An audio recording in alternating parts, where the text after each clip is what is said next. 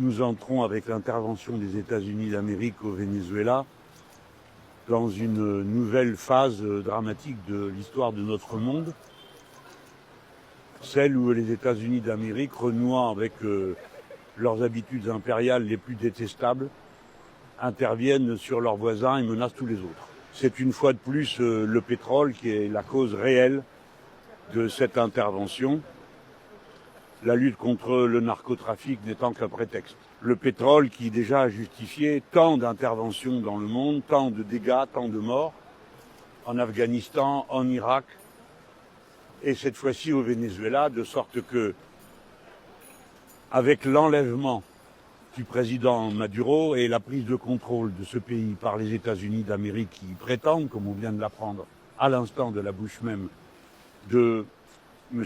Trump, il est clair que c'est une sorte de mainmise étendue qu'opèrent les États-Unis d'Amérique sur la ressource qui fonde leur puissance. Et rien d'autre.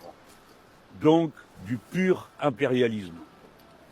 Il est consternant de voir que dans un tel contexte, on retrouve la même indifférence au fait qu'il y aurait dans cette situation deux poids, deux mesures. Il y aurait des bonnes et des mauvaises invasions. Le Venezuela serait une bonne invasion et celle qui a eu lieu en Ukraine, à juste titre, est une mauvaise, de la même manière que nous considérons, nous, que celle qui a eu lieu à Gaza en est une mauvaise. Non, il n'y a que des mauvaises invasions. Nous ne pouvons définitivement pas accepter, et je le dis avec toute la solennité qu'il faut donner, ce n'est pas une aventure particulière dans un recoin du monde. Le droit international est la seule garantie de paix que nous ayons. Il y a aujourd'hui, à l'heure à laquelle nous parlons, 126 nations qui ont un conflit de frontières avec leurs voisins, c'est-à-dire 75% des nations. 55 sont déjà en état de guerre. Dès lors, il ne faut accepter aucune dérogation. Mais qui est en état de faire respecter de telles règles quand ceux qui sont membres permanents du Conseil de sécurité les violent et interdisent qu'on les applique ici et là? Quelle est la situation? Dans ce contexte, comme il est dommage de voir que la France ne s'exprime pas, que le président de la République française délègue à son piteux ministre des Affaires étrangères des propos confus qui ne désignent ni les responsables ni les coupables, ni disent qu'il faut soutenir. La France a-t-elle une autre possibilité sur la scène internationale que d'être totalement, radicalement indépendante, c'est-à-dire non alignée? Pourquoi cet abaissement devant l'Empire? Pourquoi cette servilité européenne qui, une nouvelle fois, s'est manifestée par la bouche de la commissaire européenne aux affaires étrangères? Tout cela est terrible. Que notre pays soit absent de cette façon est inacceptable. Il faut, sans barguigner, exiger la libération et le retour immédiat de Nicolás Maduro, libre au Venezuela. Ainsi, bien sûr, que son épouse, qui dans cette histoire est une sorte de capture que fait l'Empire pour impressionner ses adversaires. Voilà où nous en sommes. Tout cela est terrible. Les Français ne doivent pas croire que tout ceci, parce que ça se passe loin, ne les concerne pas directement.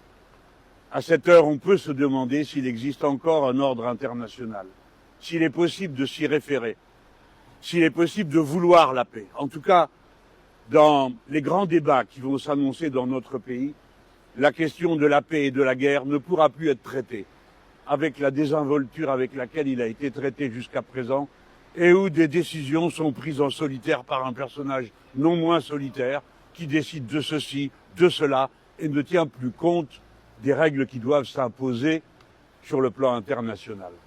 Voilà en tout cas comment les Insoumis voient cette situation. Je ne cache pas que c'est un moment douloureux pour beaucoup que de voir ce qui vient de se passer.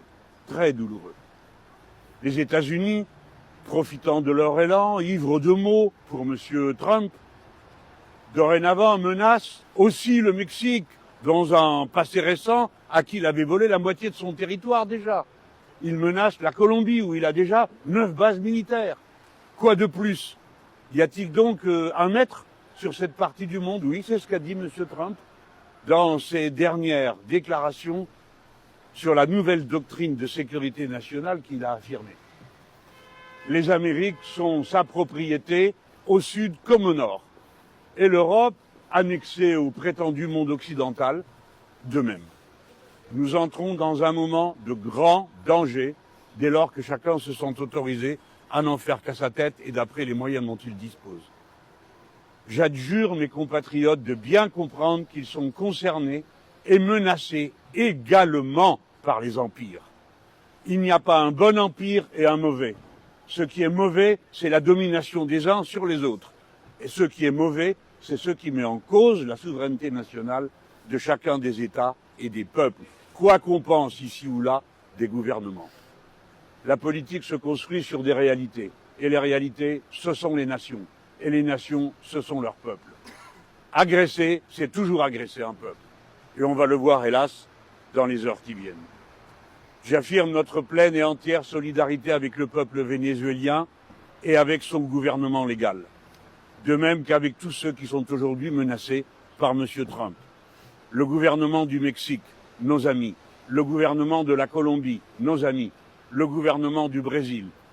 Et j'invite chaque pays à bien réfléchir, et en tout cas nos dirigeants, aux menaces que M. Trump a déjà fait sur les uns et sur les autres, inclus sur la France. Merci.